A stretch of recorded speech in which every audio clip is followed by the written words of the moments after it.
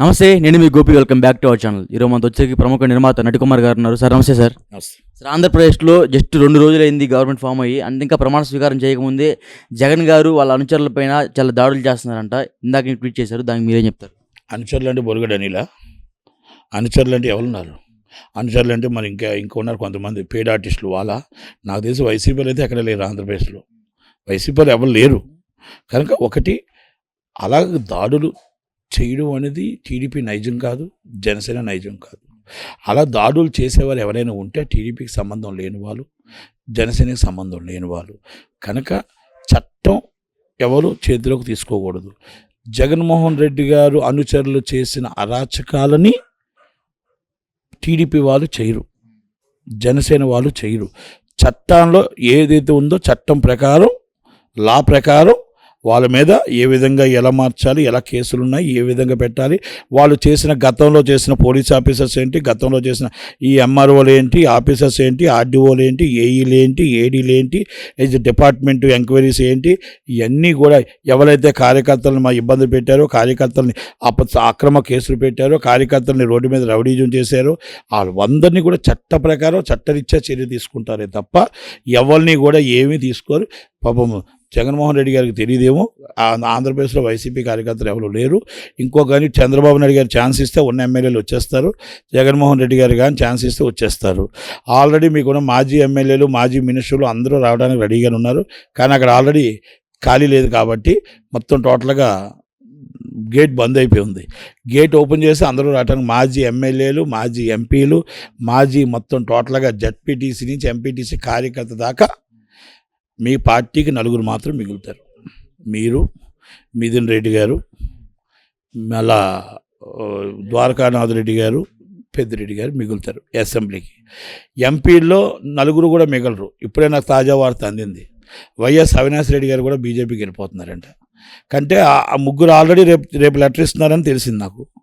ఇప్పుడు వీళ్ళు కూడా వెళ్ళిపోతే 4 లెటర్ ఇచ్చి బీజేపీకి వెళ్ళిపోతున్నట్టే. ఇక ఆల్రెడీ మొత్తం టోటల్గా పార్లమెంట్ కాలి. అక్కడ ఆల్రెడీ ఒక బీజేపీ క్యాండిడేట్ ఉన్నాడు, విజయసాయి రెడ్డి గారు. ఆయన బీజేపీ క్యాండిడేటే. వైవి సుబ్బారెడ్డి గారు ఒక్కరే ఉన్నారు. అది కనుక ఆల్మోస్ట్ అందరూ వెళ్ళిపోయారు. మీరు 4 మిగులుతారు. కనుక మీ ప్యాలెస్, అక్కడ ప్యాలెస్ ఉంది, ఇక్కడ ప్యాలెస్ ఉంది, అక్కడ ప్యాలెస్ ఉంది.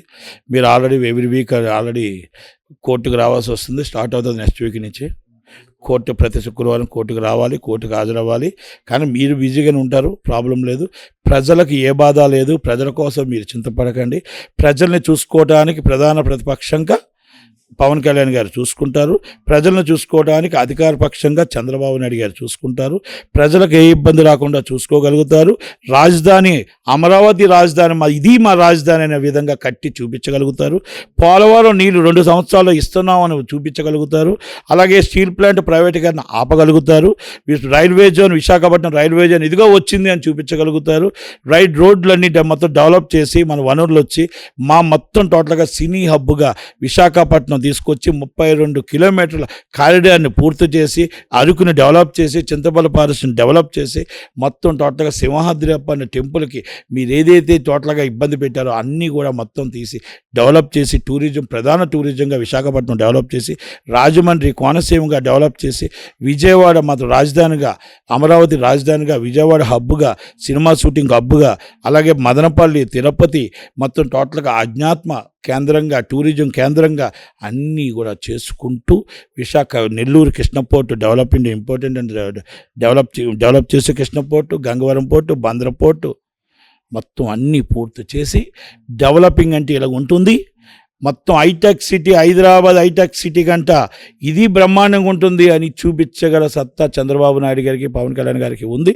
మోడీ గారి ఆశీస్సులతో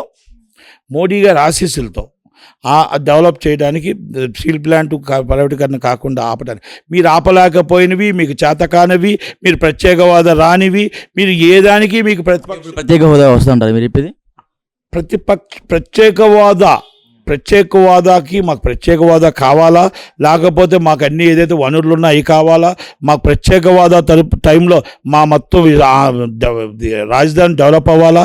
మా రాజధాని ఏదైతే ఉందో, మాకు ఏదైతే ఉన్న వనరులు ఏమున్నాయో, మాకు ఏమేమి కావాలో, కాలేజీలు ఏం కావాలో, మెడికల్ కాలేజీలు ఏం కావాలో, మొత్తం టోటల్గా సెంట్రల్ గవర్నమెంట్ ఏం కావాలో. మెడికల్ కాలేజీ ఆల్రెడీ ఆంధ్రప్రదేశ్లో 12 ఉన్నాయి సార్, కొత్తగా వచ్చినాయి. నేను ఒకటే చెప్తున్నా, ఏమేమి కావాలో సెంట్రల్ గవర్నమెంట్ అన్నీ మేము తెచ్చుకోవడానికి, అది స్పెషల్ స్టేటస్ అంటారా, ప్రత్యేక హోదా అంటారా, మాకు కావాల్సినవి, ప్రజలకు కావాల్సినవి ఒక 10-12 ఉన్నాయి. మాకు రాజధాని కావాలి, అమెరికా రాయబారి కార్యాలయం కావాలి, లండన్ రాయబారి కార్యాలయం కావాలి, దుబాయ్ రాయబారి కార్యాలయం, అన్ని రాయబారి కార్యాలయాలు మాకు ఆంధ్రప్రదేశ్లో ఉండాలి. మేము ఇంకో రాష్ట్రంలోకి వెళ్ళి మా పిల్లలు కాపలా కాయకుండా మా ఇంటర్వ్యూస్ అన్నీ ఇక్కడ జరగాల. అలాగే మాకు మొత్తం టోటల్గా ఏదైతే ఉందో మొత్తం పరిశ్రమలు రావాలా, ఎంప్లాయ్మెంట్ రావాలా. కనుక మా రాజధాని నెంబర్ 1 అవ్వాలా. మా స్టీల్ ప్లాంట్ అనేది ప్రైవేటీకరణ కాకూడదు. మా సినీ హబ్గా విశాఖపట్నం ఆంధ్రప్రదేశ్లో సినీ హబ్గా తయారవ్వాలి. 68% రెవెన్యూ ఉన్న సినీ హబ్ని మేము డెవలప్ చేసుకోవాలా. 32% తెలంగాణ, 2 రాష్ట్రాలు కలిసి మా 2 రాష్ట్రాల సినీ హబ్గా తయారు చేసుకొని చక్కగా మంచి ఆలోచనతో సినిమా షూటింగ్స్ చేసుకుంటూ ఎంప్లాయ్మెంట్ రావాలా, డబ్బింగ్ థియేటర్లు పెరగాల, ఇన్ఫ్రాస్ట్రక్చర్ పెరగాల. అవన్నీ పెరగడానికి ఏం అవసరమో చంద్రబాబు నాయుడు గారు సెంట్రల్ గవర్నమెంట్ నుంచి పవన్ కళ్యాణ్ గారు ఇద్దరు కలిపి అది డెవలప్ చేసుకోవడానికి డెవలపింగ్ కంట్రీ వస్తుంది. మీరు ధర్నా చేయడానికి మీ దగ్గర కార్యకర్త కూడా ఉండడు. మీరు ధర్నా చేస్తే మీ ఇద్దరే ఉంటారు. మీరు జగన్మోహన్ రెడ్డి గారు, భారతమ్మ గారు తప్ప ఎవరు ఉండరు. Sorry for the interruption. Jaganmohan Reddy గారు ఓడిపోయారు, కానీ 40% ఓట్ బ్యాంక్ అనేది కూటమి తగ్గించలేకపోయింది. దానికి మీరే ఉంటారు. 40% ఓటు బ్యాంక్ ఎవరికైనా వస్తుంది. ఓటు బ్యాంక్ రాక ఇంతకుముందు 39% 3 పాయింట్ రాలేదా చంద్రబాబు నాయుడు గారికి? తగ్గించలేకపోయారు. రావడం వేరు, తగ్గించలేకపోవడం వేరు. ఏమండి, అసలు అది కాదండి. మొత్తం టోటల్గా ప్రతిపక్షమే లేకుండా లెగిసిపోయి మొత్తం తుడుచుకొట్టుకుపోతే దాంట్లో ఏమైందని ఆలోచించుకుంటే మీరు 40% తగ్గించ, ఆ 40%లో ఆల్రెడీ 30% అవుట్ అయిపోయింది. మీకు తెలుసో లేదో, 30% అవుట్ అర్థమైపోయింది సిచ్యువేషను. ఇప్పుడు ఒకసారి ఎలక్షన్ పెట్టండి, మళ్ళా ఎలక్షన్ పెడితే మొత్తం 5% వస్తుంది. వాళ్ళు ఏమంటున్నారంటే ఈవీఎం ట్యాంపరింగ్ చేశారని చెప్తున్నారు. ఈవీఎంలో ట్యాంపరింగ్ చేశారని చెప్తున్నారు. ఇప్పుడు ఒక మాట అంటాను, ఇప్పుడు ఓడిపోయిన వాడు అంటే ఏదేం చెప్తాడు, ఓడిపోయాడు. 150 సీట్లు వస్తాడు, ఈవీఎం ట్యాంపరింగ్ కాదా? కనుక ప్రజలు రాత్రి 12 గంటల దాకా కూర్చొని కష్టపడితే ప్రజలు అవమానిస్తావా?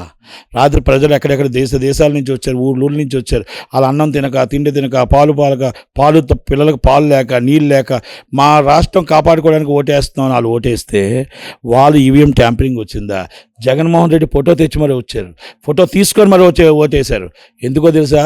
జగన్మోహన్ రెడ్డి గారు ఫోటో తీసుకొని మిమ్మల్ని చూసి ఓటేసి మీకు ఓటేయడానికి కాదు, ఈ జగన్మోహన్ రెడ్డి ఫోటో నా ఇంటి ముందు ఎందుకు పెట్టారు, నా ఇంటి ముందు ఏంటిది ఇది అని కసితో ఆ ఓటు తీసుకొచ్చే, అది సైకిల్కి గాజు గ్లాస్కి ఓటేశారు. కసి, నా ఇంటికి జగన్మోహన్ రెడ్డి ఫోటో పెడతావు, రేపు ఆడబిడ్డ బొట్టు బిళ్ళకు కూడా జగన్మోహన్ రెడ్డి ఫోటో పెడతావా? పాస్బుక్కి ఫోటో పెడతావా? ఇప్పుడు నా పాస్బుక్కి కూడా నీ ఫోటో పెట్టారు. ఇదెక్కడ న్యాయం? ప్రతి దగ్గర ల్యాండ్ టైటిల్ డీడ్ కూడా తీసుకొచ్చి మాకు వచ్చి మా పిల్ల పెళ్లి చేసుకోవాలంటే ల్యాండ్ టైటిల్ ఎంఆర్ఓని అడగాలి, ఎంఆర్ఓ ఆర్డీఓని అడగమంటాడు, ఆర్డీఓ ఎమ్మెల్యేని అడగమంటాడు, ఎమ్మెల్యే అంటాడు ఈ సైట్ నేను ఈ రేట్ డిసైడ్ చేస్తున్నా, ఈ రేటుకి నువ్వు అమ్మే అంటాడు. ఇదా నీ న్యాయం? ఇదా మొత్తం టోటల్ రాష్ట్రాన్ని దోచుకుందామని?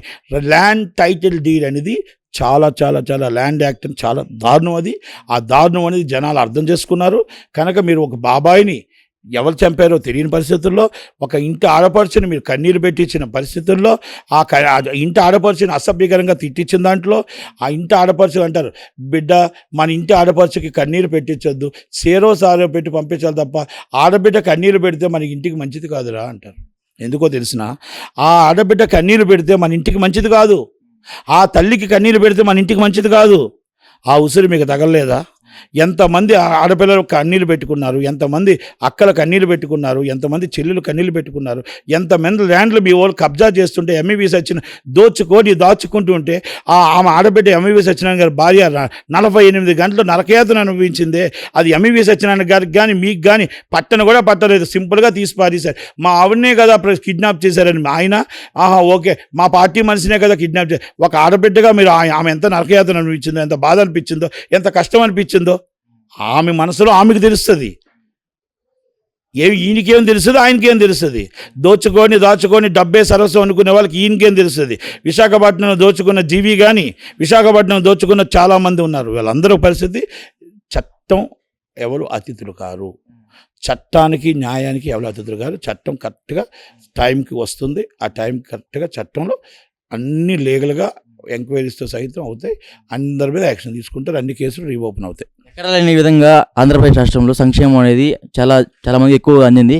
సో అంత సంక్షేమం అందినా సరే ఇంత వ్యతిరేకత ఎందుకు వచ్చిందంటారు వైఎస్ఆర్సీపీకి? రాజధాని లేని రాష్ట్రం సంక్షేమ, పోలవరం కట్టకుండా పోలవరం అభివృద్ధి సార్, అభివృద్ధి వేరు, సంక్షేమం వేరు. సంక్షేమం అంటే ఏంటి చెప్పండి? పథకాలు ఇవ్వటం, అమ్మ ఒడి.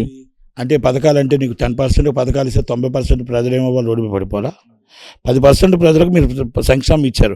1,30,00,000 మందికి నేను సంక్షేమం అందించాను జగన్ గారు ఒక పేపర్ వేదికగా చెప్పారు. దాని మీద ఏమంటారు? ఏది 3,43,00,000 మంది ఓట్లు వేశారు. 2,30,00,000 మందికి వేస్తే ఆ బిడ్డకు వచ్చి ఉద్యోగం లేదు, ఆ తల్లికి వచ్చి పెళ్లి కాలేదు, ఆ బిడ్డ వచ్చి మొత్తం టోటల్గా డ్రగ్స్లోనో గంజాయిలోనో రోడ్డు మీద మీరు మీరే గంజాయి అమ్ముతున్నా పాడు చేసేస్తున్నారు. మీ మనసులో మొత్తం టోటల్ ఆ కొడుకుని పాడు చేసి 3,000 పెన్షన్ ఇచ్చి ఆమె ఆ కొడుకుని బానిస చేస్తుంటే ఆ తల్లికి బాధ అనిపించదా? 10,000 రూపాయలు అమ్మఒడి ఇచ్చి ఆ భర్తకు వచ్చి 300 రూపాయలు మందుని 1,000 రూపాయలు ఇచ్చి ఆ భర్తకు అనారోగ్యకాలు వచ్చి హాస్పిటల్ పాలైపోతుంటే బాధ అనిపించదా? మీరు ఇచ్చినవన్నీ కూడా మొత్తం టోటల్గా మంది వచ్చి మద్యపాన నిషేధం అన్నారు, 300 మందిని 1,000 రూపాయలు దోచుకున్నారు. అలాగే మీరు మొత్తం టోటల్గా 3,000 రూపాయలు ఇచ్చారు, 30,000 దోచుకున్నారు. ఆటోవాడికి 10,000 రూపాయలు ఇచ్చారు, 50,000 దోచుకున్నారు. ఏంటి మీరు ఇచ్చిన అభివృద్ధి? మీరు దోచుకున్నారు, దాచుకున్నారు. అందుకే 3,43,00,000 మంది ఓట్లు. జగనన్న డబ్బు కాదు ఇది, ఇది మా సొమ్ము, మా డబ్బుతో మమ్మల్నే కొనాలని చూశాడు. అందుకే Jaganna bye bye, Jaganna bye bye.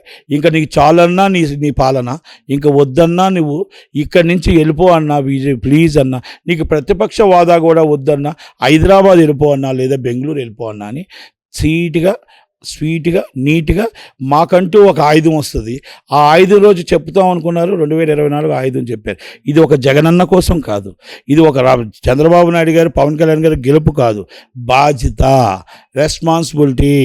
మేము రేపు ఉదయాన్ని మీరు కూడా చేయకపోతే 2029 అని ఒక ఆయుధం మాకు వస్తుంది. ఆ ఆయుధంతో మేము కంపల్సరీ చెప్తాము. ఇది ఒక ప్రజల తిరుగుబాటు అంటారు. ప్రజల తిరుగుబాటుతో ఎవరు ఏమీ చేయలేరు, అది గుర్తుపెట్టుకోవాలి. ఎమ్మెల్యేలకు మళ్ళీ రిక్వెస్ట్ చేస్తున్నా, ఎంపీలకు రిక్వెస్ట్ చేస్తున్నా, అయ్యా మీరు ఎమ్మెల్యేగా గెలిచారు కదా అని మీరు బొగ్గ కార్లు పెట్టుకొని, ఐ కార్లు పెట్టుకొని ప్రజల్ని మీరు తక్కువ వేసి, మీరు పిఎస్లు పెట్టుకొని, సార్ లేరు పడుకున్నారు, సార్ లేరు బయటికి వెళ్ళారు, సార్ మీటింగ్లో ఉన్నారు, సార్ రేపు రండి అని మీరు చెప్తే ప్రజలకు దూరం అయిపోతారు. దగ్గరుండి ప్రజలు మమేకం అవ్వండి, ప్రజలతో కలవండి, ప్రజల కష్టాలు చూడండి. మీరు మినిస్టర్లకు చెప్పండి, మినిస్టర్లు అందరూ చీఫ్ మినిస్టర్ గారికి చెప్పండి, మీరు అసెంబ్లీలో నిలదీయండి. మీ నియోజకవర్గమే మీ అభివృద్ధి, మీ ప్రజలు మీతో పాటు ఉంటేనే మీరు మళ్ళీ గెలుస్తారు. లేదు అనుకుంటే 5 సంవత్సరాల తర్వాత వాళ్ళకి ఆయుధం వస్తుంది, ఆ ఆయుధంలో మళ్ళీ మిమ్మల్ని ఓడిస్తారు అని మాత్రం గుర్తుపెట్టుకోండి. పిఎస్ల వల్ల మనం ఓడిపోతాం, మన జీవితాలు నాశనం అయిపోతాయి. ఈ పిఎస్లు నమ్మొద్దు, మీ పర్సనల్గా ప్రజలతో మమేకం అవ్వండి. దయచేసి ఎంపీ వారంకి ఒక చుట్టైనా జనాల్లో కలవండి, ఎమ్మెల్యేలు రోజుకి 1 గంటైనా జనాలు కలవండి, జనాలతో మమేకం అవ్వండి. నా పర్సనల్గా రిక్వెస్ట్ చేస్తున్నాను అందరికీ.